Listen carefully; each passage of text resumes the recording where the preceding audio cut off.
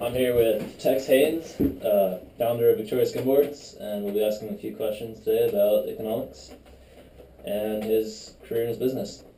First off, where did you go to school? Stanford. Stanford. Flintridge Prep up in La Cañada to Lewis and Clark for 1 year, and then I transferred into Stanford. All right, sweet. Did school help you with your business? Was it worth going? You know, I studied biology, so it gave me an overview of how things work in other ways, not economic, but more biological, and it's really served me well, I think, an understanding of how people do what they do. That's good to know. How has the recession affected you? Pretty disastrous. Yeah? Yeah, really hurt us bad, but we're still here. What major changes have you made to stay in the business? A lot of cutting of personnel, first and foremost. We reduced some of our space that we were renting. We started trying to use our scraps to get more out of our materials, and we came up with some new products out of our scraps. And then we just sort of rethought our whole process in a couple different ways, but it's mostly personnel. How do you beat your competition? Because obviously you guys are on top. I don't think you ever beat them. You share the market with them, you know. All right. We've been around longer, so that just means we've got a head start on people. That's really all it amounts to. We keep working, keep kind of improve it all the time, and make ourselves more efficient. All right.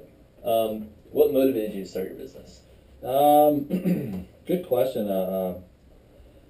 Stanford gave me high aspirations, of course. My father was a doctor, but I wanted to, I didn't know what I wanted to do. I studied to be a veterinarian for quite a while, went to a lot of animal hospitals and worked, and that fell through, so I was doing construction in Laguna and then working in a sandal factory, and you quickly realize, you know, I can do better than this. And we had been talking about making skimboards since we were kids, so it seemed very easy to just go get some materials and make a few and trot on down to Hobie's and sell them. It was a very modest investment. That's how we started. It's good information for anyone out there trying to start a new business. Why did you choose to be an entrepreneur? Obvious advantages are when times go bad, you can adjust your business to suit yourself, as opposed to being at the whim of somebody else's, you know, discretion whether you stay or go in his business. And it's a whole lot more less stressful, I think, to be your own business owner in some ways. You have to work harder probably, but you have this sort of certainty that you're in control to some extent. Can't get laid off? Well, you can't get laid off theoretically. Yeah. What advice would you give a person who is thinking about starting their own business? Good question. You'll know when you have a good idea, I think. You shouldn't push something unless you're pretty certain you have a good feeling about it, that it's something people want or need or you can do better.